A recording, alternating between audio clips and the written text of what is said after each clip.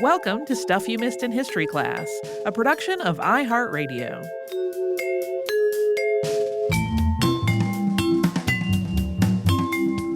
Hello and welcome to the podcast. I'm Holly Fry. And I'm Tracy V. Wilson. This episode is brought to you by Everything is Depressing and I'm Curious. I also have a forthcoming episode that has similar motivations. Yeah, I don't know what day it is, what day it was. I've been traveling a lot for work, and there was one day, my husband and I had been apart for like over a week, which is very unusual for us. I don't know that it's ever happened before, save one exception, because he was traveling and I was traveling. Some of that was surprisers, but we got home and I was like, hey, let's go out for lunch, because I flew in early in the morning. Early meaning in the morning period. And we did, and we were at this place that we love near our house that is near train tracks. And as trains were going by, I, in my somewhat exhausted state, kept gazing at them. And I was looking at all the graffiti, and I had this moment of like, I wonder what train people of the 1800s would think of trains today. And then I went, they didn't even have spray paint. And then I went, when did that happen? So here we are. I love when that kind of train of thought leads to an episode. Yeah. To be clear, I don't want to disappoint anyone, because I know it is a much beloved subject for some people. We're not talking about graffiti art, even though I think that is fascinating. It'll get a little chatter on our Friday episode because I stumbled into a hotbed of people discussing it. But the invention of spray paint, like a lot of inventions, is kind of a matter of debate. But this isn't just a case that we've had in some instances where a bunch of different inventors are onto the same idea kind of around the same time, and there's like a race for a patent or arguments over like when people filed. The possible contenders for the title of inventor are actually spread across decades for this one. And some of this becomes more of an argument about what the definition of spray paint is. But there are also kind of clusters of moments, particularly at the beginning, where there are disagreements about maybe who was where and what they knew of what other people were doing. Really, though, if you look at it in kind of its grander scale, it's more a matter of all of these people contributing pieces to the story. And in some cases, in one in particular, we know a pretty decent amount about the various characters involved, and we're going to talk about them. But others, unfortunately, don't offer a whole lot of information about their personal history in any kind of definitive record. So we're going to step through a number of people and moments that get us to the point where you could just go to the hardware store and grab a can of paint and paint something at your house. One of the earliest figures cited as an inventor of a sprayable pigment is Joseph Binks. And this is already a tricky part of the story because it is hard to find information to back this up. There's also not a lot of information on who Binks was as a person. Most of the references about this are on pages from body shops that use spray booths, which is cool. I've had a similar experience sometimes when I have been researching something that would be used in some particular capacity today, but that's not a primary source. So it could be entirely true, but there's not hard evidence that we can verify this with. There is a book that does include this information. It's titled Collision Repair and Refinishing, a Foundation Course for Technicians. Holly was not able to get a copy of that. It may or may not have a more concrete source of where that detail comes from. Yeah. Also, since that is a book that is about, I was able to get a preview of it and see the contents. It definitely is about the hard need information of doing the job of collision repair. So I can't imagine the historical element is real heavy, but in any case, according to the often repeated story, Binks was working as a maintenance manager at Marshall Field's department store in Chicago. And as part of his routine work schedule, he had to oversee the whitewashing of the basement. So just in case you don't know what that means or why it's done, because I think some people think whitewashing just means painting a thing white. That's not actually accurate. Whitewashing is a way to manage moisture and bacteria as well as to brighten a space. True whitewash uses lime putty as a base, so it is not a matter of applying white pigment, but a wash that happens to be white that also helps to keep the space clean. And because of its white color, there is also an improvement to visibility because it brightens the space, and it offers a way to strengthen the mortar or brickwork. So a big department store would have a vested interest in all of those benefits in its basement. But whitewashing all the corridors of Marshall Fields took weeks, even with the whole team working on it. The basement had many levels. Every level had its own series of corridors and rooms, and all of that needed whitewashing. As a supervisor, Binks recognized that sending his men to do this job with buckets of paint and paintbrushes was not efficient. And this was not the only job in the store that needed to be done. So he decided to try to create a faster method. The resulting device had a reservoir for the whitewash, a hose with a nozzle, and a hand pump that could pressurize the liquid in the reservoir and then spray it out of the nozzle. Yeah, I've seen this compared to like a modern lawn care insecticide or weed killer nozzle, like the way that those are kind of handheld while you're carrying the reservoir. Also, as an aside, sometimes Binks's story is told with the detail that he invented this sprayer as a way to repaint a lot of buildings quickly after the scourge of the Great Chicago Fire. That creates a wildly different timeline. That fire happened in 1871, way before he was working on this project at Marshall Fields, and most sources do mention his sprayer as having been invented in the late 1880s, so I do not think the Chicago Fire was a part of the equation. There is a Binks company operating today, and while the company doesn't offer a comprehensive history of its namesake, there are some photos of Binks's sprayer base and an invention by another man that we'll talk about in just a bit. So the next figure to enter the story of spray paint is Francis Davis Millet. Maybe, really, but sometimes he's held up as a maybe. This part of the story takes place a few years after Binks is said to have come up with his whitewash spray invention. And it involves an event that is essentially a recurring character on Stuff You Missed in History class: the World Columbian Exposition, also known as the Chicago World's Fair, which took place from May through October of 1893. Millet is worthy of a little exploration because his life story touches on a lot of significant events. Francis Davis Millet was born on November 3rd, 1846 in Mattapoisett, Massachusetts, and was delivered at home by his father, who was a doctor. The family moved around Massachusetts while he was a kid, and in 1857, his father, Asa, lost everything during a financial crisis in the United States. When the Civil War began, Asa Millet worked as a surgeon for the Union Army, and Francis, who went by Frank, traveled with him as an assistant. In 1864, Frank enlisted and was made the drummer for the Massachusetts Volunteer Militia. After the war, Millet attended Harvard University, and he studied language and literature there. He graduated in 1869 and started working as a reporter and editor in various Boston area newspapers. But while he was working in journalism, he started studying lithography. We've talked a little bit about lithography, printmaking, on the show before. It uses grease as a repellent of water-based inks, so images etched into an oil or grease-coated material would absorb the ink to then be transferred onto the paper. And he also started taking life drawing classes at this time at the Lowell Institute. He had been artistically inclined even before he started all these studies, and he was producing paintings even while he was still in undergrad. But once he finished school, his artistic output accelerated, even though he was also holding down a full-time job. Although he was working as a journalist as early as 1870, Millet was listing himself in the city directory of Boston as an artist, and he set up his own studio that year as well. As his skills improved with art school training, he started producing portraits. By the spring of 1871, Millet was ready to leave his journalism work behind and go to art school full-time. And he went abroad to do that, enrolling at the Royal Academy of Fine Arts in Antwerp. While in Europe, he traveled to Germany, London, Hungary, Turkey, Greece, Italy, and more locales on study trips.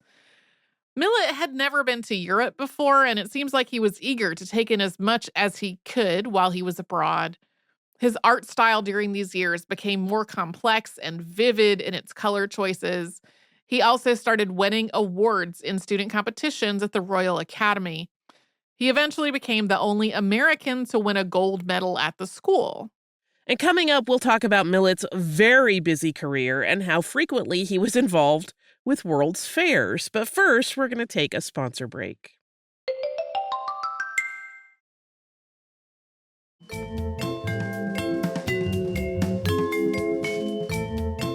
In 1873, Millet got his first experience working at a World's Fair when he was selected to work at the Vienna Universal Exposition as secretary to the chairman of the Massachusetts Board of Commissioners to the fair. In 1875, Millet was back in Massachusetts and built a studio on a piece of land his father gave him in Bridgewater. The following year, he co-founded the Boston Museum School of Art and taught there. His next notable career achievement was in murals. These were murals that adorn the interiors of Boston's Trinity Church. That was over the course of 1876 and 1877. He started exhibiting his canvas paintings throughout the northeastern United States. Millet had gained a degree of fame as an artist at this point and made portraits of society people and celebrities like Mark Twain. When the Russo-Turkish War began in 1877, Millet combined his art and his journalism experience and became a war correspondent. He sketched what he saw on the battlefield for publication in newspapers. He'd already been living temporarily in Paris when the war started, and once it concluded, he went back to the French capital. When the Paris Exposition took place in 1878, Frank was selected as a fine arts juror. He lived and worked in London and Paris for several years and married Lily Greeley in Paris in 1879. After the wedding, the two of them returned to Massachusetts again, and the Bridgewater studio was expanded into a home for the newlyweds. But they didn't really settle down. They were there long enough to have their first child, a daughter named Catherine, and then a second child, Edwin, who sadly died as an infant. And then they were on the go again. Throughout the 1880s, Millet seemed to be constantly in motion, traveling throughout Europe and the U.S. while also constantly producing paintings and having exhibitions. His third child with Lily, a son named Lawrence, was born while the Millets were living in England. And he eventually maintained a pretty regular schedule of living in two places: England from May to October each year, and the U.S. for the remaining months, normally in Massachusetts or New York, as determined by his work schedule. Frank and Lily's fourth child was also born in England in 1888. That was another son named John Alfred Parsons. And Frank was kind of a Renaissance man in terms of the art he created. He kept being selected for a variety of high-profile jobs, including the design of the stained glass throughout St. Stephen's Church in Lynn, Massachusetts. He also designed theatrical costumes for a lot of productions. He was considered an expert in historical clothing and worked alongside Louis Comfort Tiffany to decorate lavish interiors. He also started writing and publishing short fiction.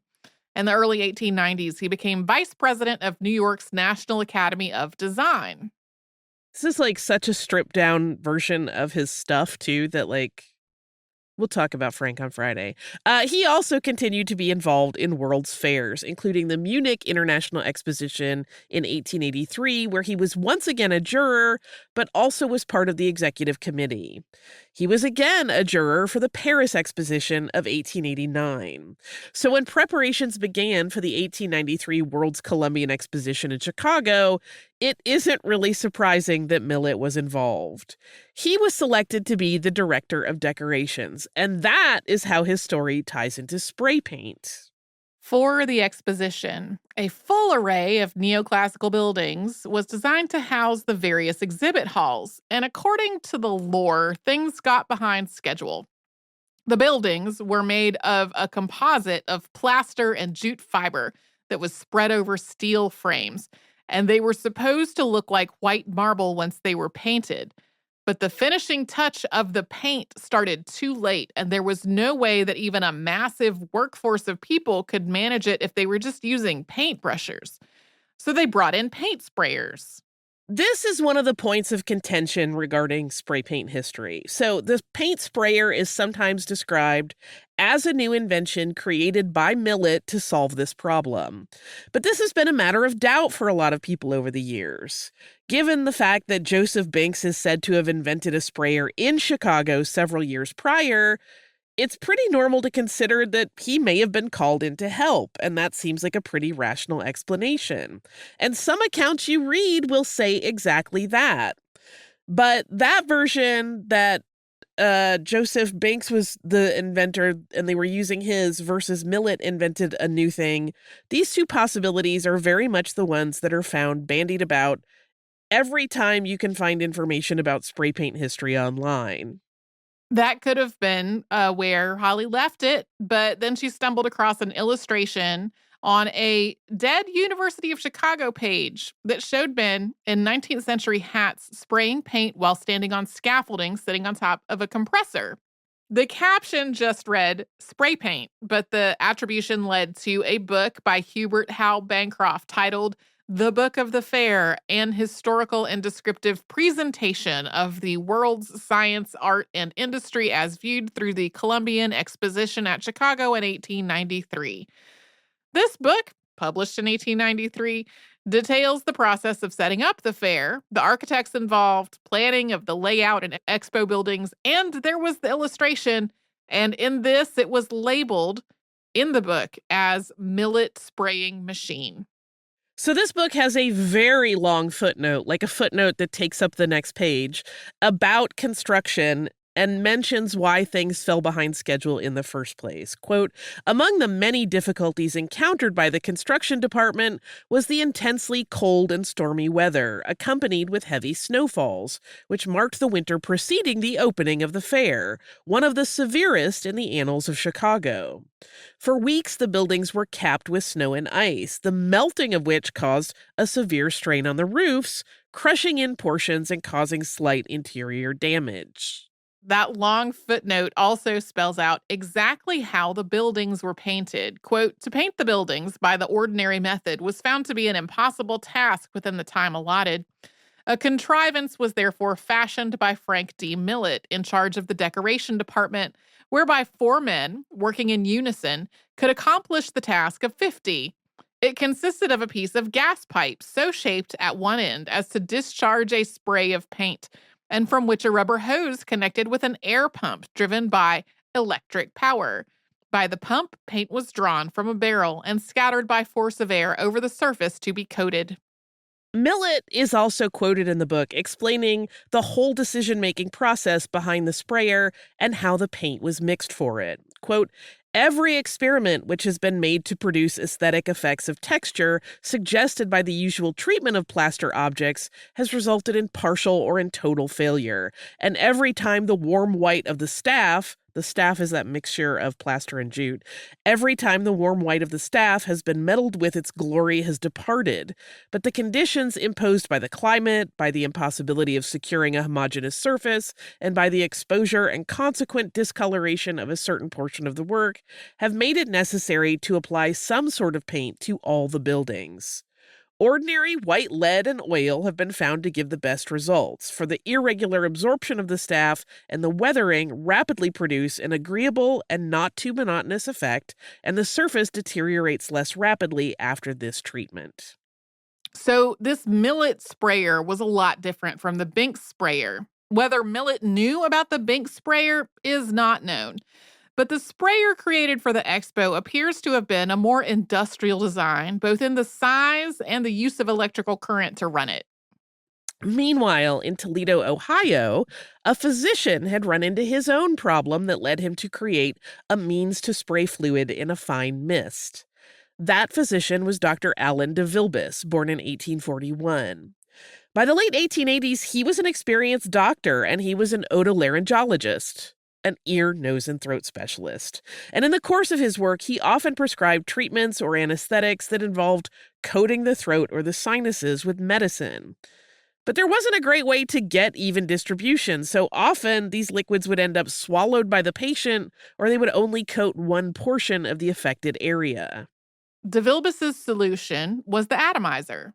He created an apparatus with a hollow bulb on one end, which connected to a sprayer nozzle via a tube. Another tube led to a reservoir where the liquid needing administration was held. Pinch the bulb, and the resulting pressure burst would create a fine spray of droplets. DeVilbiss started marketing this invention to other physicians, and it rapidly caught on. He opened the DeVilbiss Manufacturing Company in 1890 to produce his atomizers at a larger scale. And as DeVilbiss's sons grew up, they joined and then eventually took over the family business. And through them, the product line expanded. That included perfume atomizers. By the way, vintage DeVilbiss atomizers are very popular on the collector's market. And also, thanks to his son Thomas DeVilbiss in 1907, it included a paint sprayer. The DeVilbiss paint sprayer was quickly adopted by furniture makers, and the company continued to expand and grow. The Binks company we mentioned just a little while ago includes the DeVilbiss company as part of it today.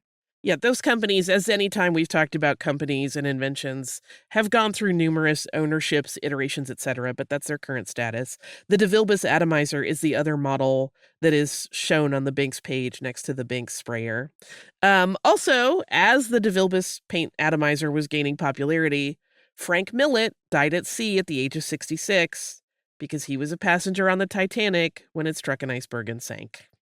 Coming up, we will talk about the evolution of these sprayers to the paint can that we are familiar with today. First, we will hear from the sponsors that keep Stuff You Missed in History class going.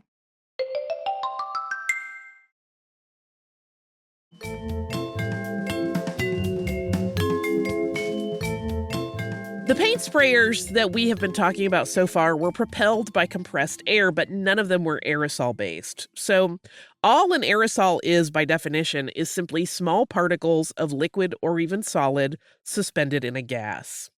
Today, the U.S. National Institute of Standards and Technology defines an aerosol product as, quote, a self-dispensing pressurized packaging form consisting of a metal, glass, or plastic container with a permanently attached continuous or metering valve and designed to dispense products as sprays, streams, gels, foams, lotions, or gases.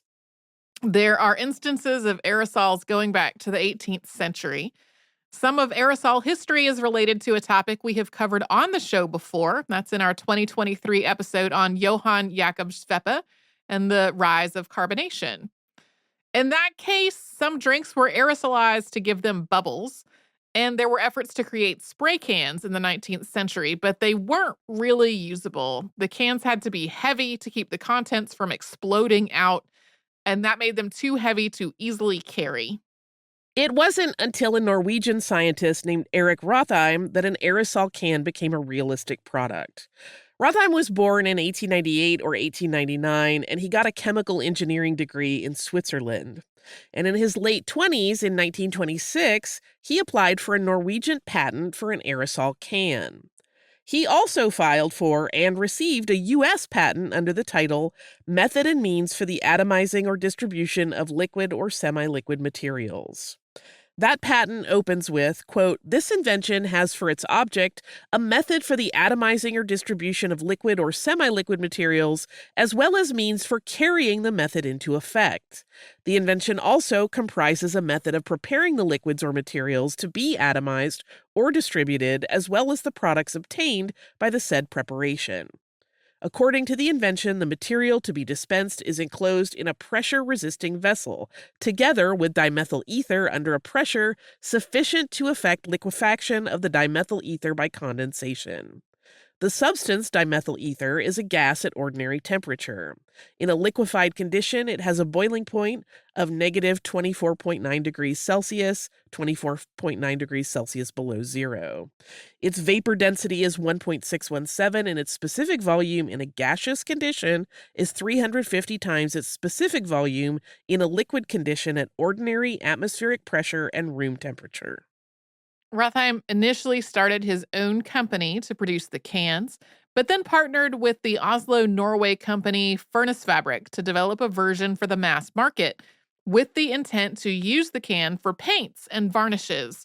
He worked alongside a scientist named Frode Mortensen on the can's design.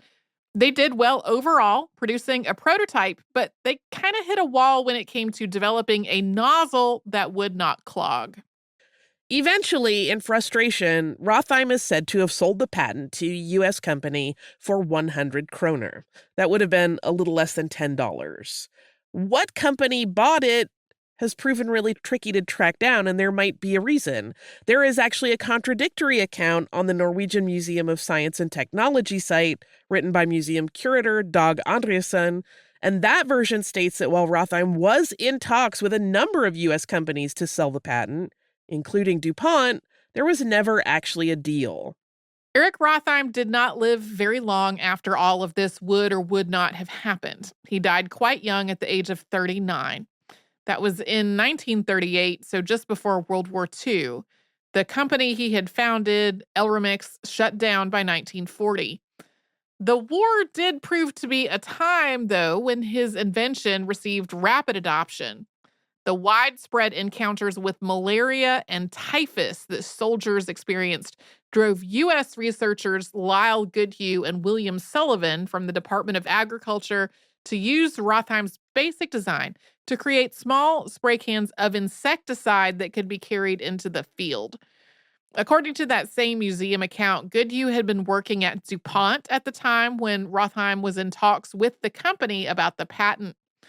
Rothheim's prototype spray can is in the collection of the Oslo Science Park. And now we have to jump ahead just a few years to talk about a man named Ed Seymour. In 1949, Ed, who was in the paint business, had developed a unique aluminum coating that was intended to be used on radiators. And he wanted to be able to show this paint off in demonstrations with an easy way to apply it that wouldn't require a full shop of equipment. According to the story, Ed's wife Bonnie was the one who suggested maybe he could put the paint into a spray gun. She compared it to the insecticide sprays that were already in use at the time. Years later, in 2014, Seymour's daughter, Nancy Seymour Heatley, told a reporter, quote, "There's an urban legend that says my mother was using what they called a bug bomb and said, 'Hey, why don't you put paint in an aerosol can?' I have no idea if that is true." True or not, Ed Seymour never claimed that the invention happened any other way, and he went with what was perhaps Bonnie's idea.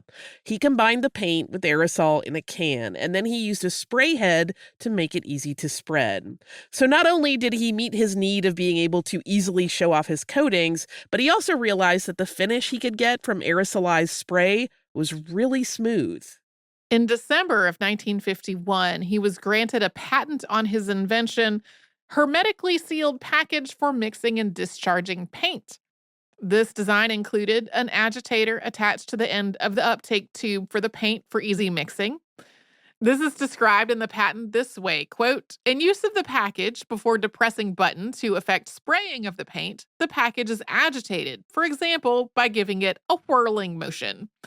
This causes the flexible tube to move the agitator in an arc over the base. This movement and the agitation thus imparted to the paint removes pigment settled on the base and affects the redispersion of this pigment in the vehicle.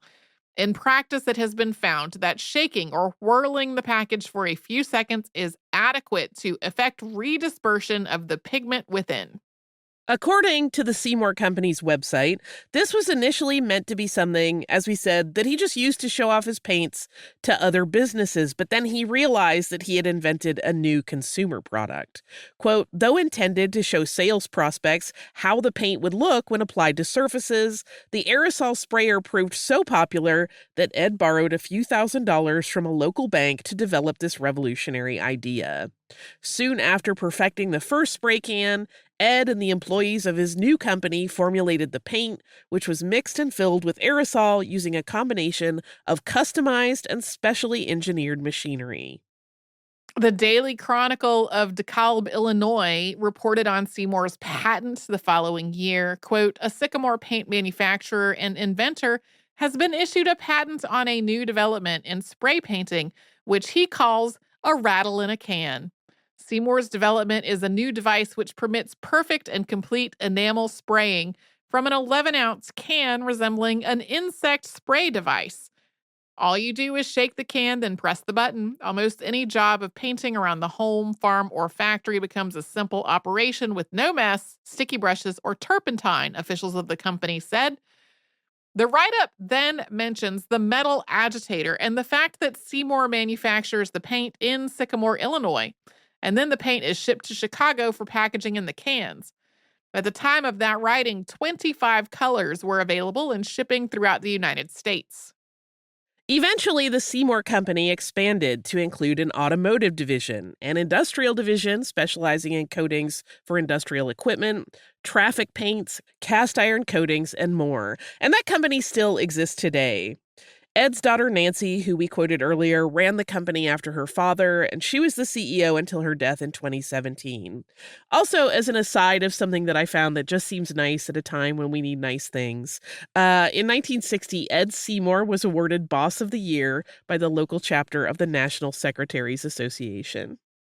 As Seymour was developing his business, Precision Valve Company, owned by Richard Nixon's close friend Robert Henry Applenapp, was developing a more reliable nozzle, up to the point when Applenapp filed his patent application for valve mechanism for dispensing gases and liquids under pressure. Nozzles continued to be problematic, just as they had been for Rothheim.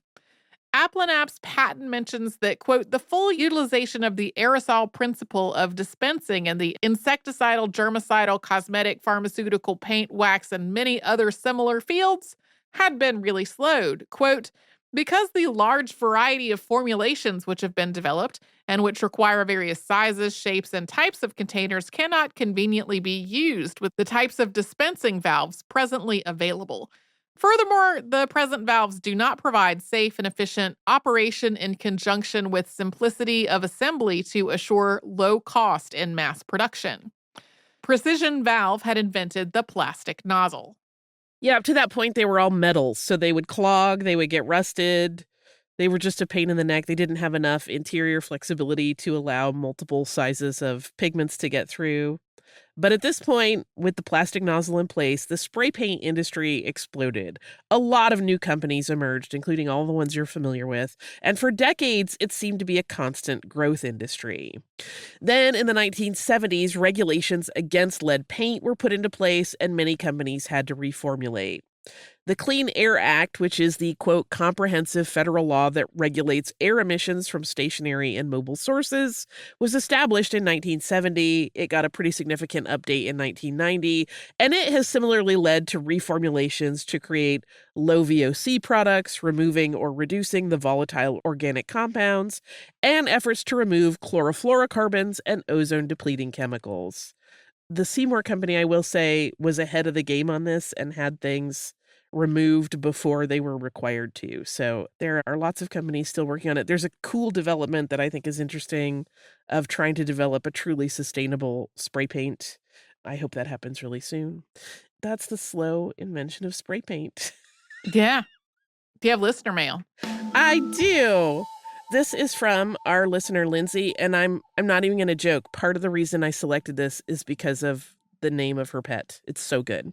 Yay. Lindsay writes, greetings. I would like to say first and foremost that I appreciate and adore the podcast. Having grown up in Cincinnati, there have been many episodes that have delighted me with personal connections, but this one has finally prompted me to write in.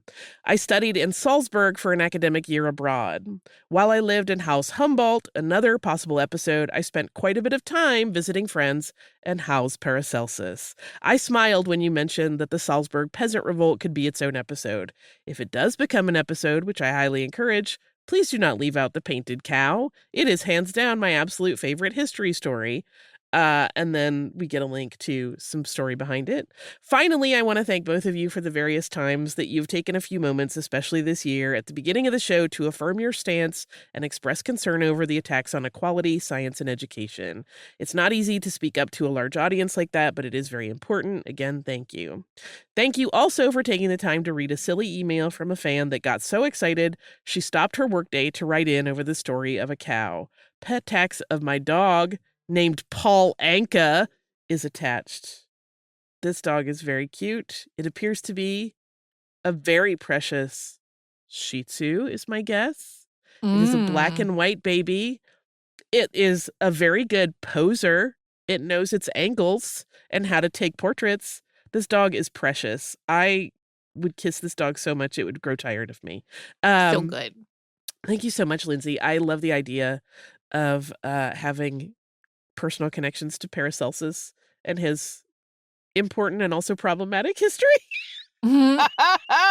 Every time I think of him, I laugh a little bit.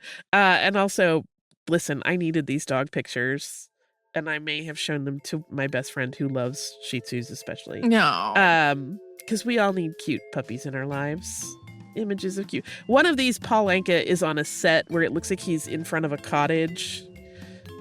It's just perfect. I love everything about it. It's like no Renaissance painting is any better. If you would like to write to us with your pet pictures, thoughts, connections to histories, etc., you can do that at historypodcast@iheartradio.com. You can also find us on wherever you listen to your favorite podcasts, and we hope you subscribe there, the iHeartRadio app being one among them.